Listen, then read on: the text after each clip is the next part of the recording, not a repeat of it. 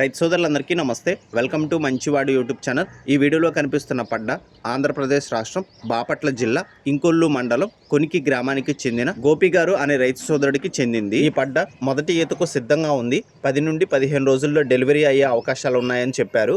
వయసు 3 సంవత్సరాలు. గోపి గారు ఈ పడ్డని అమ్మాలనుకుంటున్నారు.